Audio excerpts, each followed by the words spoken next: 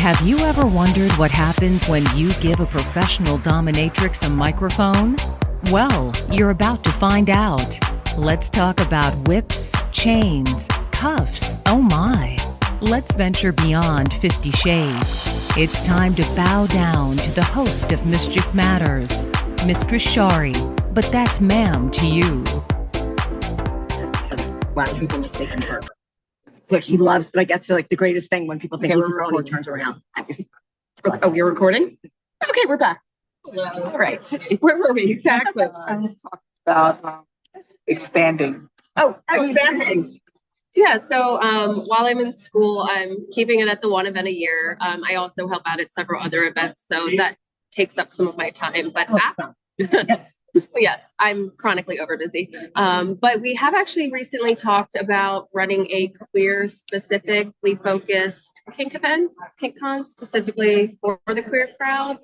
We draw a lot of people here, but we'd love to make something specifically for our community. And then do that closer to you, home for you, or Maryland. Okay. Virginia doesn't have a lot of cons because of their rules, yes. Because of their laws, yeah. And so we'd like to do it in Maryland so that we can have a place for the Virginia, West Virginia crowd. Very nice. I know. Everybody knows this is a secret. Like in 5 years, when my husband retires, that's it. I'm out of Jersey. I cannot wait. And so, yeah, I want to put one in North Florida where there isn't. Yeah. You know, like in St. Augustine, like that area. Because my whole family's in Florida, but like Southern Florida, I can't. So, you know, I thought, but it's important. You want to bring community somewhere where there isn't. And it's always surprising how much people there are like, oh my God, thank you. You brought this to us. We've needed this. Like, it's like, and that happened when I opened up my dungeon 5 years ago in North Jersey, because there used to be, like, in New Jersey, the dungeons are hidden, right? They're not in warehouses. They're not in those kinds of places that you find them in other states because of our laws. And what's so great about it is that, like, for 5 years, I've been running out of a basement, you know, and it's been going strong. And everybody, the reason why I did it was because there's nothing in our area and there was nothing to bring us together. And now, you know, it's wonderful. Like, people have made friends that they didn't know. They've made and they've lost them along the way. Like, we've seen so many things at my dungeon now. We've had a marriage, we've had a baby born, not in the dungeon, but we're pretty sure they were conceived there. Things like that. We definitely call one couch that couch. But it's, you know, to bring community together. Like, so what you want to do for the LGBTQ and the queer community and bring kink and a safe space and everything is so, like, lovely and important. And I love that that's like the next step for you. Like, have this and then you have another iteration. Like, you don't have to repeat the same thing, but it's similar. I like that, you know? Yeah, that it's important. And I think it's very much needed, you know? Yeah. Like, before COVID, I felt like everything was headed in those directions. Things were opening up for people, like, politics aside. COVID really stifled a lot of good that was headed our way, I feel. You know, a lot of openings, a lot of acceptances, and then COVID just slammed the door, and then a lot of people didn't reopen it, you know? And I feel like I'm glad to see that you guys are reopening it. So very nice. Yeah. All right. Okay. Well, unless there was something else that you would like to add, or you can come back and see us too, but I'm sure you're very busy and have stuff to do. A full what? Cosplay. Oh my God, that would be awesome. I can say this now. My daughter's of age. Nuts. Love that. You would like to say something. What character? I'm gonna do a loot. Oh, I'm really upset that I'm missing Jessica Vosk tonight at Bergen Performing Arts Center, which is like maybe 25 minutes from here. Yeah, I didn't realize she was that close. She's from Jersey. Okay. She went to Montclair State. Yeah. Oh, that's cool. This is her last performance, like solo performance before Beaches. Okay. Beaches on Broadway. I know we're all coming. Obviously, as I mentioned, I'm like, can I bring a Broadway event to the event next year? Well, if they do a queer event, oh yeah, Broadway, I think it has to be included. I think you got it. Okay. I think it would be important, like, because if you're going to do a queer, and it's just not all about gaming or kink or whatever. We do have, other interests. Those of us who cannot sing and dance will go and watch them incessantly. And one thing I'd say that relates to this is, this is a great event for people who are new to the kink scene and want to get to know it. We do have like a newbie stomp and a dungeon tour so people can understand what it's like to be in a kink convention and a kink space. In some of the websites, I saw like how to use Discord and how to use your scheduling app. I love that. I don't think enough cons include that in their repertoire because, you take anybody who is not 30 really, right? Like if you're older or really young, you might need that education. So that's wonderful that you do that. And then also if you're like shy and new and maybe not in the kink scene yet and a little nervous to dip your toe in, we do have like a gaming room where people can go for something like 12 hours of the day to game with fellow nerds. And we also have classes everywhere on that spectrum from kink to geek, where we have classes about, I just took one about needle play and taught that. Oh no, it wasn't that. No, It's actually a different tool. Different tool? That I used to know when I lived in Philly. All needle people, we've learned like if they make it into the con, they're all been, back. What's the word I'm looking for now? Because I lose it. They've all been vetted and they're all good and they're all Yeah, so we've got all the way there. We've got basic 101 rope courses, but then we also have erotic literature classes. We had an author here. We have an author. We've had hentai classes. We had a PhD, somebody who did their PhD class. Yeah, so we had them. So it's really that gamut on kink or geek and how. And you don't have to be kinky. You attend this event, but you have to be comfortable around seeing naked people because you will. Like that's just like you don't have to participate and be kinky. And then again, if you're really kinky and you have like me have no clue about the gaming thing and thought like Magic the Gathering was just a bunch of wizards who were going to gather in the lobby and say hello to each other, like you can really come here no matter what, right? Which I thought, it's very nice. That's we got magic. We got strip magic. What is TTRPG? I had to ask that earlier. So for role playing games, my audience, they may not know what that is. Tabletop role playing games. Okay. So it's like D&D, but like it could be anything. They have like sci-fi, TTRPGs, fantasy, Sweeney Todd. Literally be anything. There's like superhero ones. Like ultimately the thing that makes something a tabletop role-playing game is that you create a character, or you can just like get pre-made one, right? With like stats and stuff like that. And then you roll dice or use some other mechanic to dictate what happens. And then you just talk through, and then you kind of have a guide, like commonly Dungeon Master or Game Master, and they will guide the game. And it is just like a fun narrative experience. And honestly, I would actually probably really enjoy it. Because it's like, it's storytelling with other people, but one person is like, brings everybody in. The page master. They're like the captain. Like they're like the page master. So they're moving the story. Gotcha. But then you're also like adding to the story as your character. Very cool. I'll have to try that one time. We've talked about it. But what happens when you bring your stuff with you everywhere? Whatever it is that you say, they're going to like, let's shoot. I try to be cordial and nice, and he rats me out every time. Well, thank you. I'll let you guys get back to your conning and doing what you need to do. That doesn't sound right. What would you call it? Reading, right? Or organizing. Chaos coordinating. Yes. But cat wrangler. Oh, I like that too. Okay. Well, thank you for stopping by and sharing this with us. And have a great con. And I'm so glad that you're going to do more.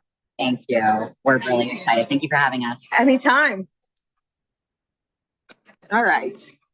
You just want to hit pause? Thank you guys so much. It really so isn't. Lovely. It really isn't a forward pause. Okay. All right. Well,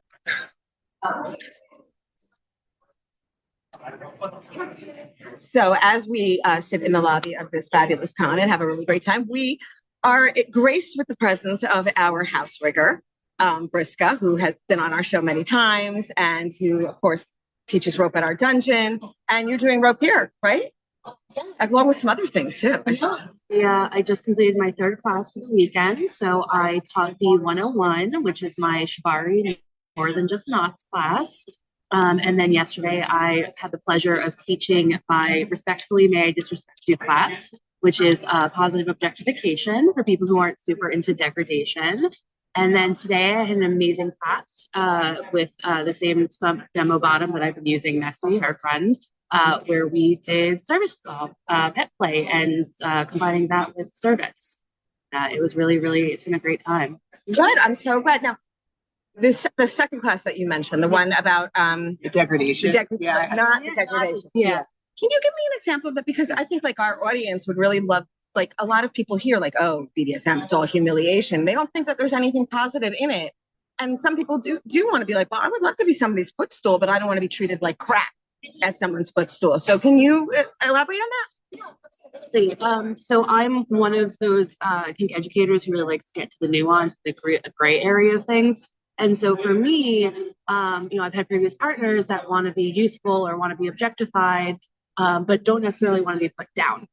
And so we had to kind of develop this language and idea of positivity and tone, maybe more patronizing than degrading or humiliating. So it's kind of things like putting my in front of something that's really filthy, like my good cum dumpster, and changing that tone from just being like a useless object to being a useful object. Right. Something that you enjoy and seek pleasure from or use, but like use for positive and nice things. It's like that treasured heirloom piece of furniture rather than something that you kick around and toss in the corner. Because you and I are very much in agreement of how we treat ourselves. Yes. Like we are not interested in having doormats and we are not interested in having helpless subs. Yeah, I love building up my submissives and I want them to be complete people. And, it just this kind of play came out of that work. Yeah. Yeah, that's right. And it's so nice that like you and I are constantly like, you'll do cons other places, but we get inspired for our classes when we do cons because we start to see the missing. Yeah, it's so funny because I definitely this weekend, I had a couple of things that were percolating in the back of my mind where I'm like, oh, I need to put together a blurb on this and offer it to other cons. Yeah, Yep. So I'm doing one, I don't want to say inspired by you, but let's just say inspired by our manner. We are doing. We are. That's right. It's going to be me and Catnip together. We're doing. So I don't want to be. He's so worries about being marginalized. I worry about not being validated. But I'm going to putting together one on how to navigate the space with your X, Y, and Z. Oh, okay, yeah. Because so many people, you hear it all the time, like, oh, I can't go to that con anymore because my ex goes there. Well, 400 people here. Yeah, we can avoid your ex. Like. But people don't know how to navigate the space, Yeah, it's definitely a loophole where people do not kind of have those conversations beforehand, and it can be really messy. We've seen a number of scene breakups, and traditionally one person will, quote unquote, win the scene, and the other person disappears. Sometimes you like that other person better. Yeah, it's really difficult. It's just that one is more commanding in the scene, So. And it's funny because we definitely do need some conversations, because I was thinking about something very similar to that too. But we need some conversation about like how to navigate and share space, or how to divide up events and feel comfortable to still be ourselves and express ourselves in an area where maybe there's someone who has some negative feelings towards us, or vice versa. Exactly, and it's an important thing because people talk and talk and talk, and and they spread rumors. Like our community loves nothing more than talking. It's a small community, so yeah. And then you and I are going to do a class together. Yeah. Yes, we're very excited about this class. We're combining one of my loves with one of Briscoe's loves, service and 420. So we're going to offer something like that. Yeah, I think that's going to be a lot of fun to do together too. I agree. Yeah, I'm definitely looking forward to like expanding my repertoire. I was even telling Tal, my boyfriend, earlier that I was like, yeah, I don't even really get anxious anymore about teaching classes. Like it's so wonderful that I'm in my groove, doing this for a couple of years, and you feel safe doing it, even when you don't know anybody. You're like, I've done this before. I've been here before. I think it's funny though, because like as somebody who's done a lot of presenting prior to the scene, I'm more nervous presenting in the scene because people are there. Right, you do. You get freaked out when I'm there. And you think like I'm judging him or something. Most of the time, just in admiration and being like, wow, he's so great. Like, I'm so proud of him, and he's teaching, and this is so great. And he's sitting here going like, I'm going to screw up fuck this up. She's gonna interrupt me and she's gonna make me look like an idiot. That's why so many people will ask me if I give out my notes. And I'm always like, no, because they look like a crazy person's notes because I don't want to forget something. Right. Yeah, people ask me for my presentations and I'm like, I will send you a clean one. And I take all my notes out, and I just send them the clean boards, because otherwise, yeah, you won't understand that. Like, and you're going to be like, what the hell was she thinking when she said that? There's only a partial thought here. It's not going to make any sense to you. Like an outline? Like, remember to tell that story about the time when there was the needle or something like that. Exactly. Yeah. So that's one of the unique things, I think, when you come to a con, that you do get inspired by new ideas. If you're a person who likes to constantly create like a curriculum, then it really kind of makes sense to just kind of hang out in the lobby and see where everything goes wrong. Now, Is this your first DNG? No, this is actually my third Dungeons and Geeks. Is this your first teaching? No, this is my third time teaching Dungeons and Geeks. Yeah, you've always part of this, right? Yeah. So before they started here, the previous event, I was involved with, and then when they came back, especially post COVID, I immediately wanted to get involved, and it works out really well because my boyfriend is kinky and nerdy, but like to very small degrees. So it works out that we can both come here and have gaming experiences and have kink experiences, and not get overwhelmed by one or the other. Do you find teaching in this environment different than just strictly a kinky environment?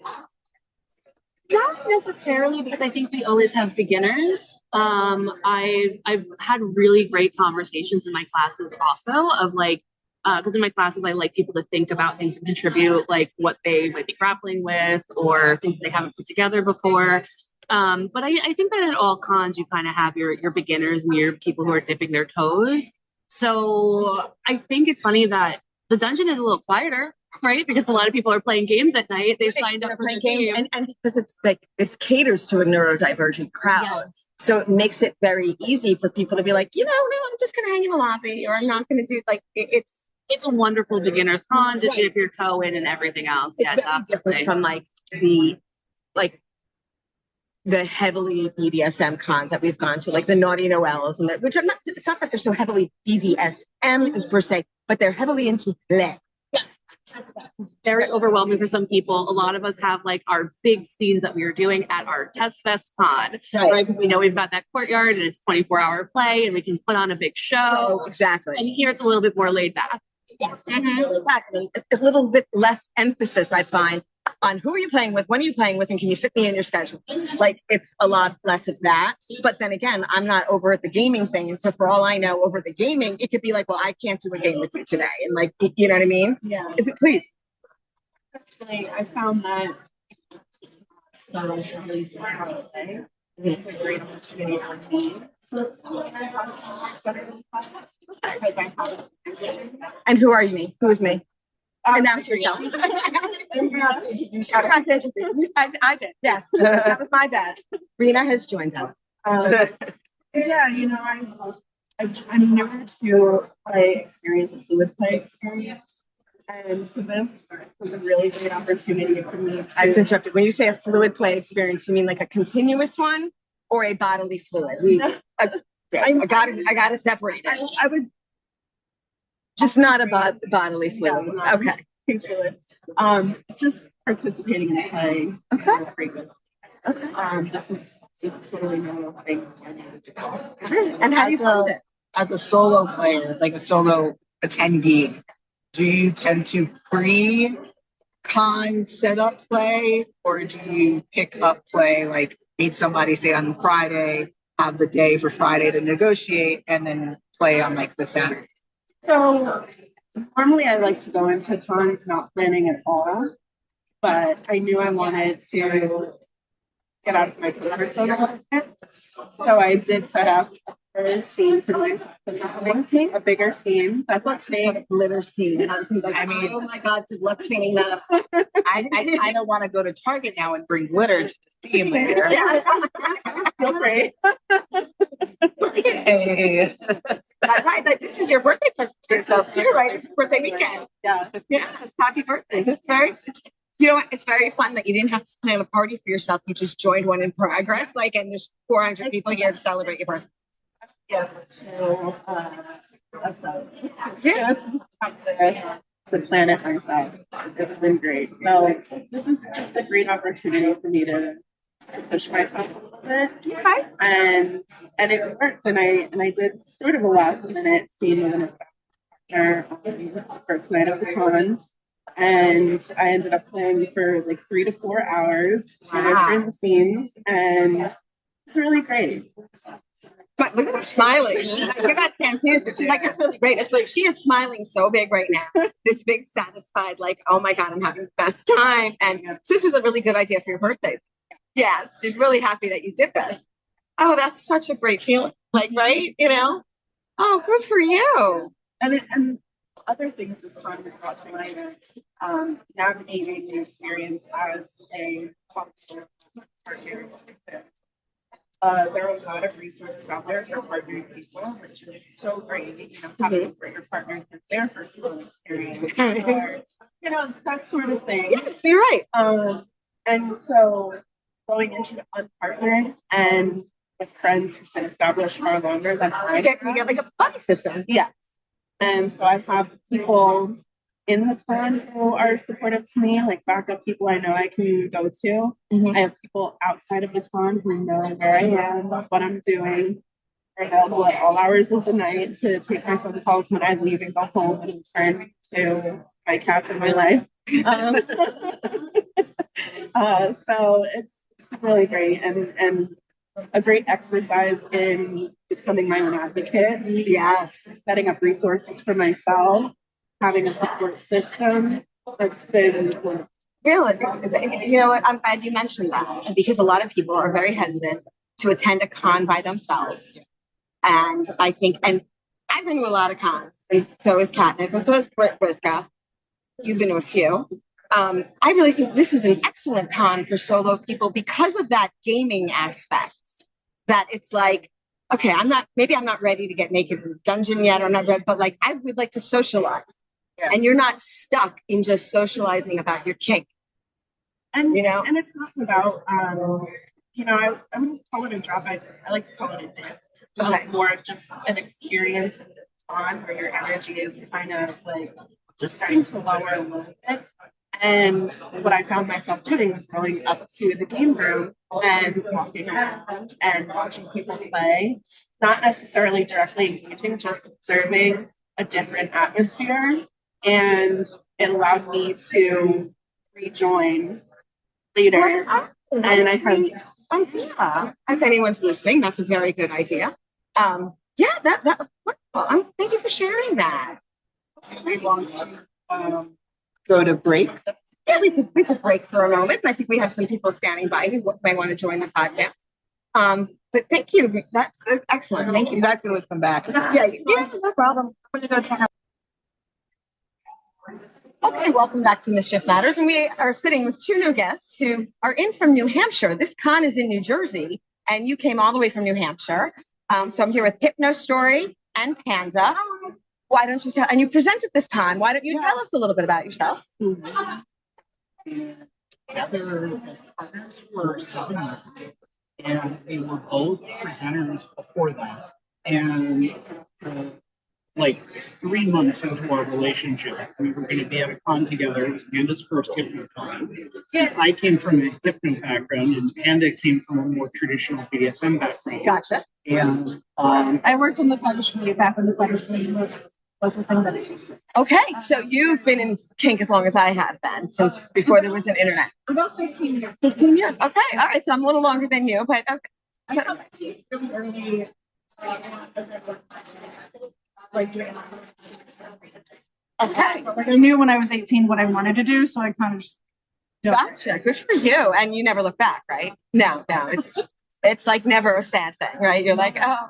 so I asked Panda, you know, how much do you want to demo bottom at this thing? And Panda was like, yes, every which was 7 classes in 4 days, one of which was 8 hours long.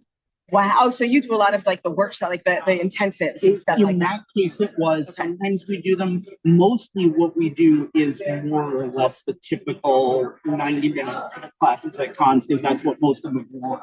Right. And then we do often 2.5 to 3 hour online classes. And so what do you teach here at this con? Hypnosis at this conference. We did hypnosis and things that feel like magic. We just did hypnosis monster fucking and like kind of like monster creation and scene building. Oh, I'm surprised one of our friends think of that one. I know. I know. They're Exactly. really into hypno. They worked at one of the hypno cons, and they're really into monster fucking. Oh, nice.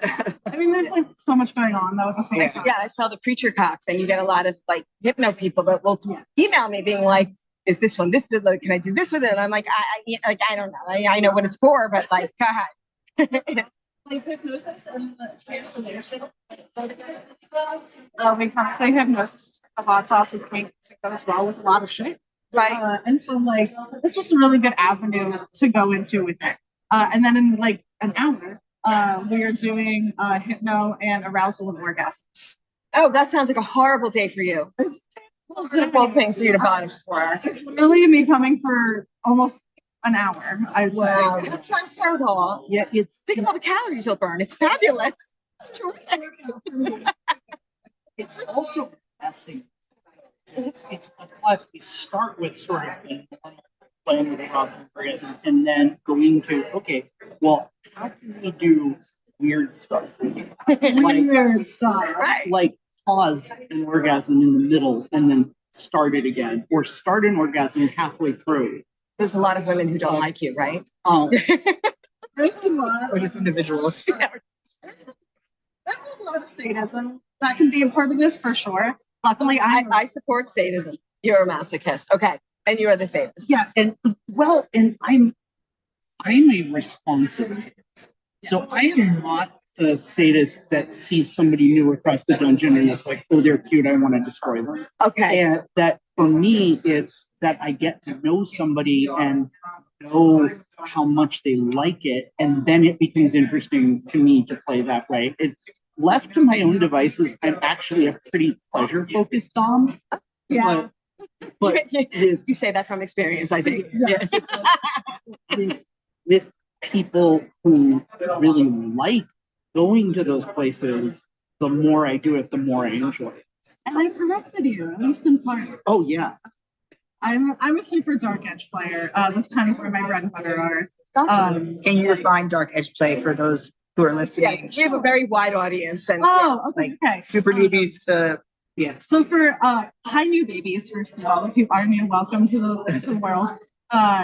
Edge play will be defined by so many different people as different things. I personally define edge play as pursuing the boundaries of the things that make me uncomfortable and leaning into that discomfort and then widening those boundaries and seeing how far I get.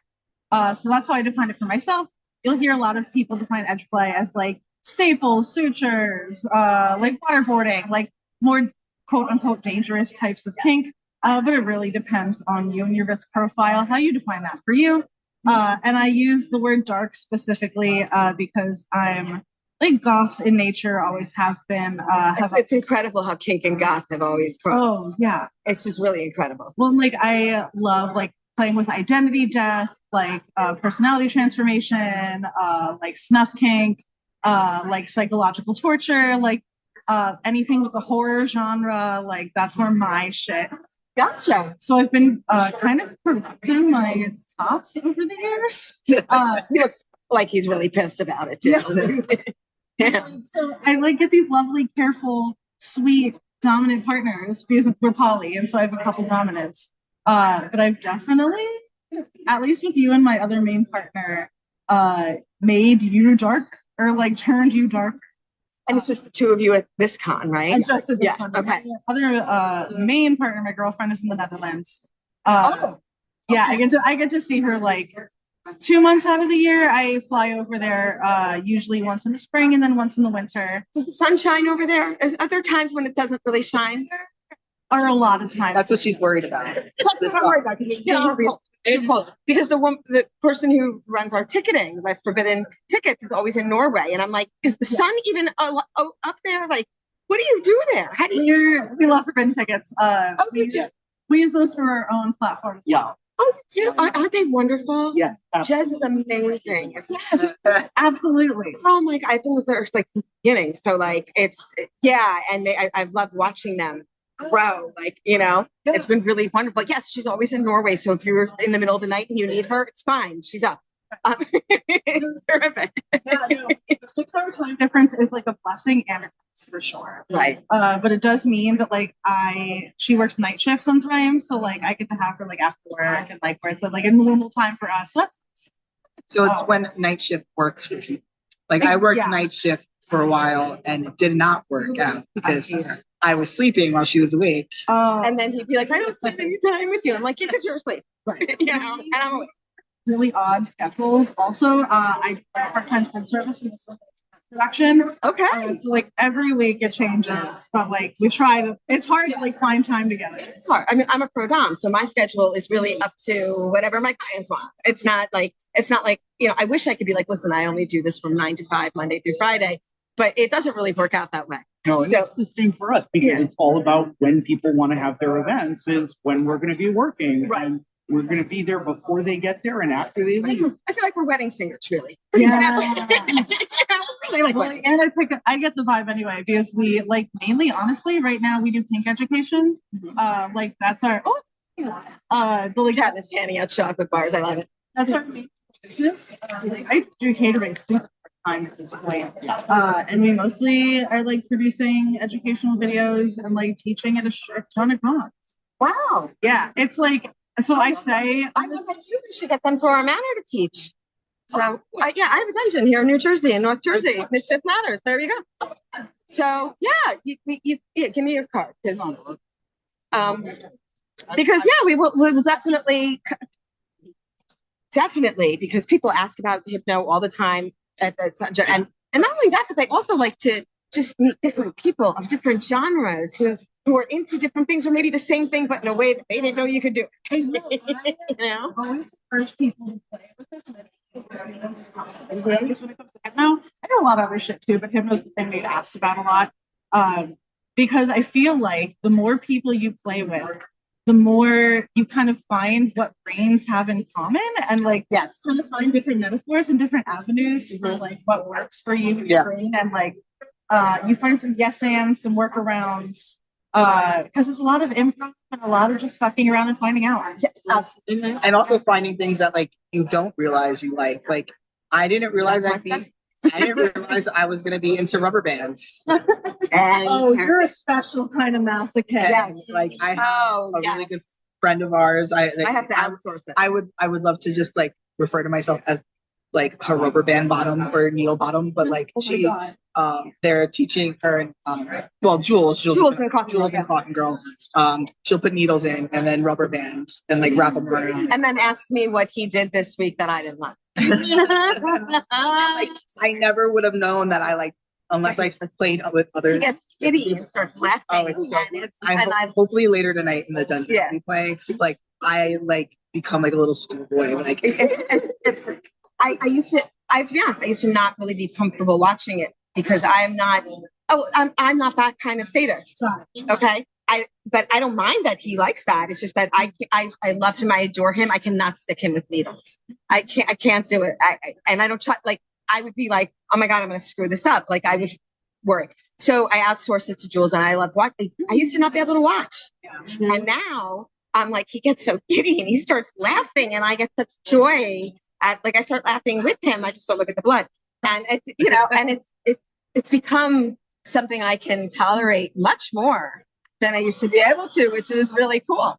But what you guys do, which I love, because you brought this up, you in the hypno must discover things about people they didn't know about themselves all the time.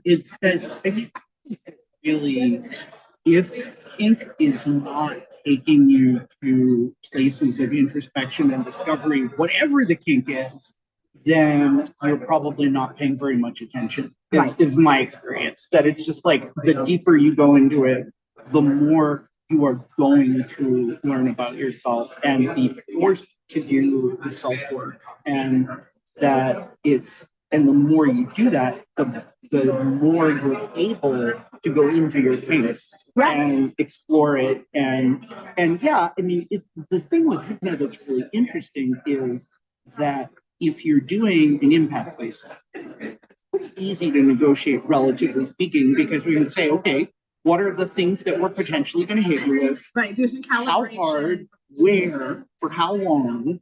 Okay. Well, with hypno, all of a sudden, the set of things we can play with is anything you can imagine or describe. And so there can be a huge blank page problem because the possibilities are so endless.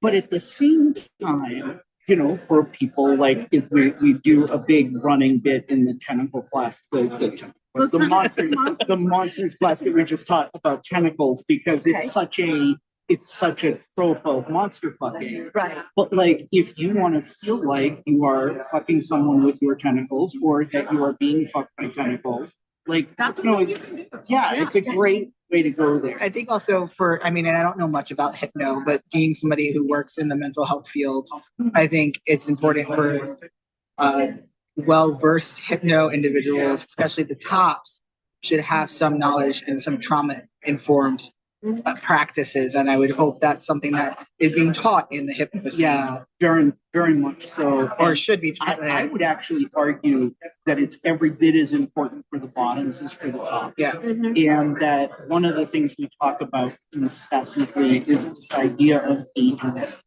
and knowing that if you're being hypnotized, it's happening in your mind, and that you can learn to give someone control of some of that and let them guide you. Or you can cancel, modify, you know.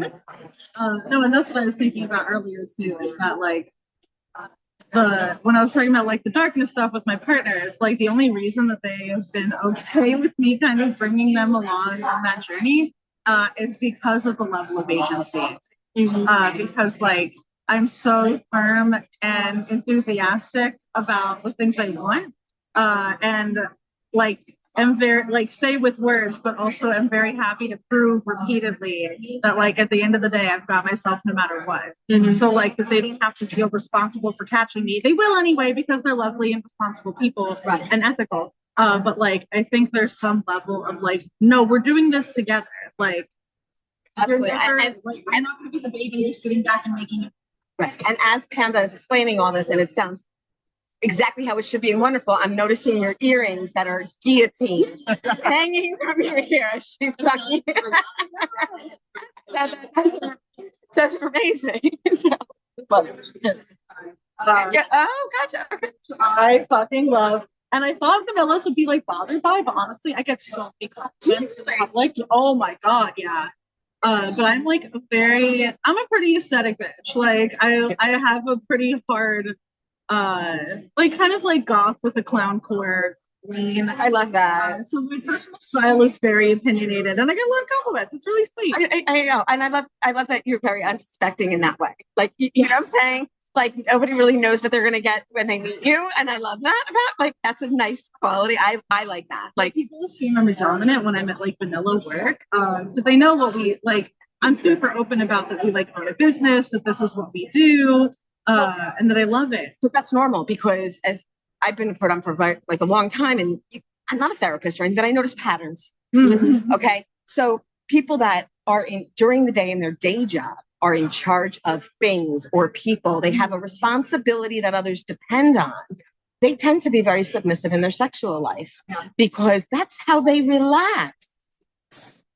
Oh my God, just make my brain go quiet for like 1 second and I'm so happy. Relaxing is rubber bands being all over them. And for other people, it's, oh, I'm going to make you relax. I'm going to tell you what to do and I'm going to, and yeah, and it's like, you know, like, it's just such a freeing experience. Like people always think that like, you know, oh, well, they're the head of a something, so they wouldn't like that. No, they probably like to get peed on. Yeah. It's the balance. It's the balance. Yeah, and I'm like on the verge of autistic burnout a lot lately, just because like how much we're doing. Because like life kind of just like drops some fucking extra bombs on us. Well, that's the thing. When you become successful, you actually get busier, not less. No, yeah, we're like that's why I try to temper like complaining, because I'm like, oh no, we're so booked. How sad for us. Right. But like it's just also work. Actually, to like keep yourself from burnout the more you get booked. Yeah. And like then like that's why it's important you remember your joy. Yeah. You remember why you started. Yeah. And like that is temporary also, that the hard things are temporary. Has really helped lately, because like it's minor vanilla family stuff, it'll be over and then we can move.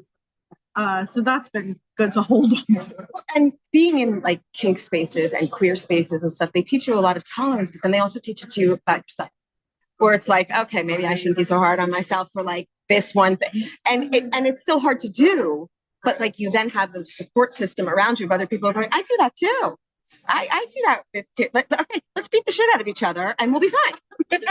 You know, it's like a nice kind of, let's help each other out here. Like I can remember I was at a test fest. This is 2 or 3 years ago. It was the one with the dog. That's the same. Okay. And I had to do something that was comfortable for me. It's actually right in my wheelhouse, but that wasn't the time I wanted to do it. Okay, like I'm at a con, I'm playing with my big, and I came out of it going, I just wanted to beat something. And everybody was at dinner, all my friends, my sub, everybody. And I was like if you're like, your skin almost burns until you get rid of the angst. And a friend of ours was there, we'll call them Little, and they had some very lethal paddles. And we were outside a test fest, and I just said, do you have a moment? May I just need to hit someone's ass right now. And they're like, and they immediately got on their knees and were like, here you go, ma'am. And I was like, and because they knew me personally. So, and I remember just going, and it was only like 2 or 3, but I was like, oh, thank God. I said, and they're like, you can do more. I'm like, I'm good. But it was just, yeah, like you have those moments where that is just how we express ourselves and get rid of our angst and our, like how we wash off the day. Like some people take a bath, some people go to a sauna, some people drink. We do crazy fucking bedroom shit. Right. Exactly. Yeah. Exactly. What do you feel about from the bottom side of how it overstim? Like overstim is probably like around a lot of my kinks is like that's what makes my brain shut off. So whether you should go to Nintendo Land at Universal Studios then, because that would work. Not that kind. I don't like loud places, so that I do want to go to Nintendo Land because I'm a gamer and I need to go once in my lifetime. You should go. But God, you should go. I was there 2 weeks ago, and everybody will say I really don't get overstimulated. Oh, like I really don't get. Like she's high. That's really high Universal, and I walked into the Nintendo at night. That was the mistake, because during the day it probably wasn't like this, but at night all the lights are going from building to building to music that is so loud, and then Donkey Kong threw a barrel at me, and I was out, and it like fades into pixels. You feel like you are in the video game. I couldn't get my husband and my kid out of there. I was like, okay, I'm going to Harry Potter World. See you later. I need to chill. My version of overstim that I want is like, I came from a tickling community first. That's where I started like 15 years ago. And like my overstim is like, just like, I don't know, strap me down, like tickle torture me until it hurts and I don't remember my name. Like that was my very first version of stress relief as an adult. So my dad taught me to withstand pedicures because I'm that ticklish that I used to not be able to get a pedicure when I was younger, and my dad owned a hair salon. So this was like kind of like where we knew, and he taught me how to handle the tickling so I can get through a pedicure. Because as a dom now, you really need to have a pedicure. It's kind of required, which is nice because I can write them off on my taxes. Yeah, but I think it's great to. And you guys met at a con, you said, right? Like, yeah, we met. The fetish ladies, I was working and they were teaching. And I was teaching. We knew each other for about 5 years before we ever could talk to each other for more than 5 minutes at a time. That's funny. 2 cons a year, we would run into each other, have a lovely conversation for about 5 minutes, and then one of us would have to go work. And then we ended up, it turned out that Anna got assigned as my presenter liaison 1 year. And so we started chatting on email and then started doing calls. And I realized you have a lot in common. So we were long distance for a year. And then when the pandemic was starting, we had already been planning on moving me in anyway. But we were like, okay, no, we're really doing this right now. So we live with their triad partner in New Hampshire. And explain what a triad is, just for my sorry. We're polyamorous. So the triad is like where there's 3 people in a relationship. It can take different forms of connection.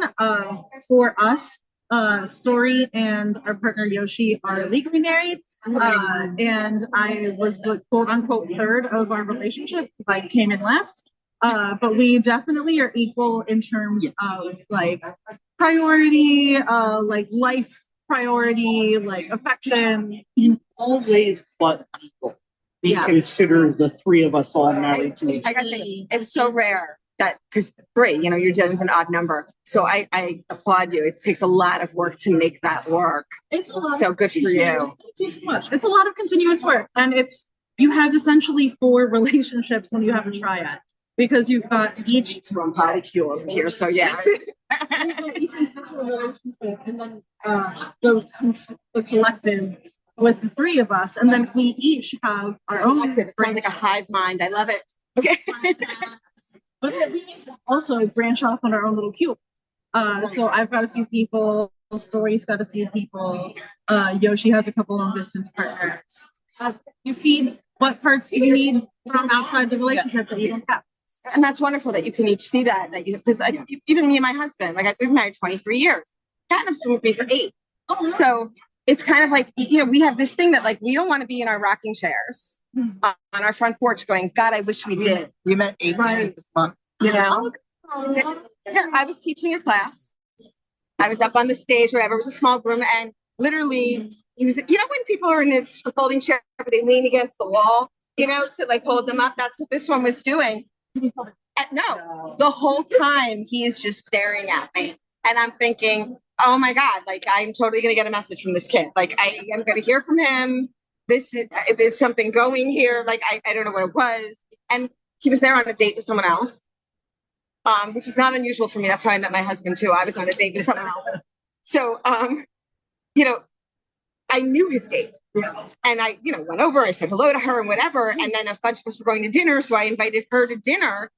She really didn't want to go, you could tell, but she turned to him and said, "Do you want to go to dinner?" And this one was like, "Huh? I'm good." So that was that. And then I think the only reason why she forgives me for stealing him is because we've lasted for so long. So now she takes credit for the relationship. You know, it's a different, you get to manage a different space on it. But it's when you meet someone like that way, it's always a great story. It's always, you know, and it's always like, oh yeah, we met and then we didn't see each other for another. Like I feel like we're all being interviewed for like When Harry Met Sally. Oh, you know, and like that's. It tends to be with me and a lot of my partners. Like, I don't do the like dating thing. I kind of do the make friends and then go, oops, we're in a relationship. And then kind of just recognize at some point when you've said I love you for long enough, like what kind of love you're talking about. Because at some point it shifted and you didn't realize it. At least for us, because like our whole circle is neurospicy as fuck. So like, that's just how we're going to be. It tends to be more forward and like more openly communicative, which for us at least really works. I find as a neurospicy individual, like I misinterpret so much that if the people I'm around aren't super concrete and like communicative, then everything in my brain is just going to go to whatever I think you meant. Yes. So please to learn that. Just tell me what you mean. And so sometimes when I literally like, I will give a breakdown of what I think I just heard. Like, I'll be like, okay, so TLDR, this is what you just said. Like, literally just for clarity, because otherwise I don't know if I'm correct and I need to know if I'm correct. Yeah. For like context and information. So I totally get that. I always tell them a lot of times, I said, when you're starting to doubt, you don't have access to like, you know, getting your answers. Look at your evidence. look at the evidence, because the evidence will sometimes tell you a lot. And like, so there are times like where he'll be like, well, I don't know if you really like me. I'm like, really? Because I just bought another Broadway season for the two of us. We're like, you know, like there's certain things that like look at the future that I have for us, and you know that there is one. So got that too. Like somebody literally just said that to me the other day. They were like, hey, put a little Sherlock in your head who can gather evidence for you on a fucking string board of like, sure, I'm gonna go be with other people around, even when I'm around you, because our other partners are also here. But like, here's all this other proof of things that we do individually, and like my affection and blah blah. And it's still a struggle, but like it's always going to be a struggle. But when you know it, when you know what to do for yourself, just that in and of itself helps. You know, it's like I tell everybody all the time when you come to cons, and you guys gone to a lot of cons, so you know this. You go through contract, right? Afterwards, everybody does.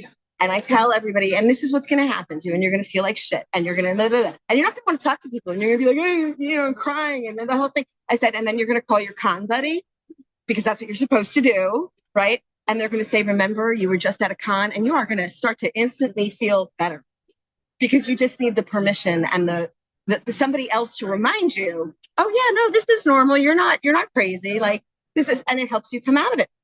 And I tell everybody when I teach my classes, when I teach everything, because it's so important. And I was a motivational speaker for 20 years. So like, I know a lot about the drop and coming out of it, you know. Are you, either of you / both of you, going to be at Kink Fest? No. Okay. No. But I'd love to. I love to do as many cons as possible. I like to travel. Like we've done Naughty Nolans, which I probably will never do again. Not Naughty Noel. Naughty Noel. Naughty Nolans is in New Orleans. It's a swinger event. And they bring in a lot of BDSM stuff because it's becoming such a crossover. And from what we understand, like we went the first year, they really brought in BDSM presenters, and now they changed one whole hotel into the BDSM hotel. There are 2,600 people. So like, they opened up like now the ballroom is their dungeon instead of this teeny tiny like conference room. Yeah, which it wasn't even a conference room. It was like a hallway. Yeah. It was terrible. But yeah, it's gotten so that they do something there that I love too, because the swinging community, I feel, is very much behind the 8 ball in a lot of stuff where consent and everything like that is concerned. They had their entire staff wearing shirts, really big on the back. Consent is a must. Consent is a must, or like you must get consent first, or it was something. I took a picture of the shirt and I sent it to Test Fest because I was like, get this on the back of everybody's shirt. It was a great idea. It was a great idea because you don't have to remember to keep telling, like you're seeing it everywhere you go. And you don't have to put it like on one sign in one place and hope people pass it. If it's on everybody's shirts, everybody's going to see it. Well, that's why I was curious, because Kink Fest is that size. It's in Portland, Oregon, and we're going for the first time this year. So I'm like, when is it? It's in 2 weeks. Okay. So I'm starting to like poke at people who we meet. Yeah. Well, I know about also Naughty Raw. Through Studio. Naughty Raw is the exact same weekend, and because it's like more local to here, there's a lot of people that are probably going to that. We normally go to that. Yeah.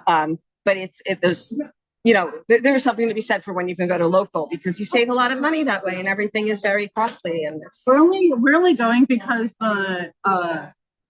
we know the con organizer, met them at a Hypno event, and they were just like, hey, you wanna, and like we didn't know about that event. We don't know about a lot of the West Coast events. And I have to tell you, Kink on the West Coast is extremely different from Kink on the East Coast. It's our first West Coast. Right. So believe it or not, the East Coast kink stores, we are much more like sex positive.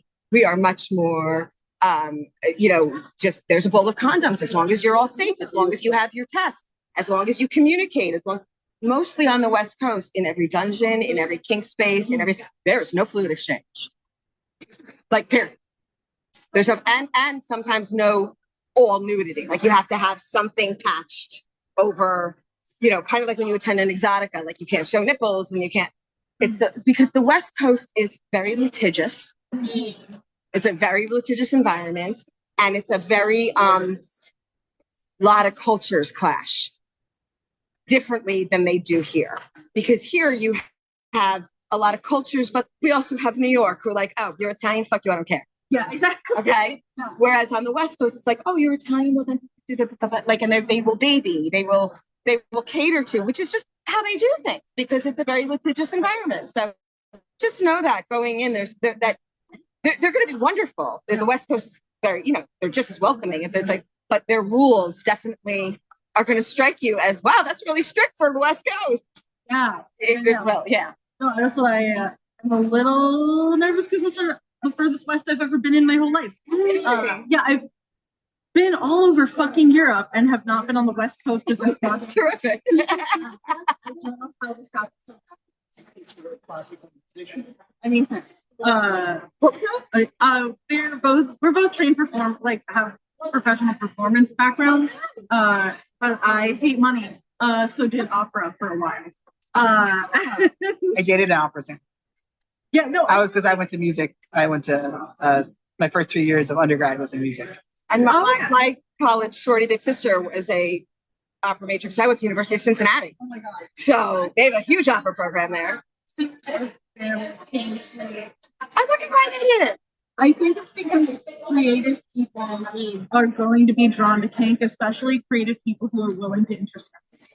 And I feel like if you are at all a performer, you have to learn how to introspect to like know what parts of yourself you can pull from to be as like artists and actors and actresses. Like you find a lot of that in kink. A lot of people it's that self-expression.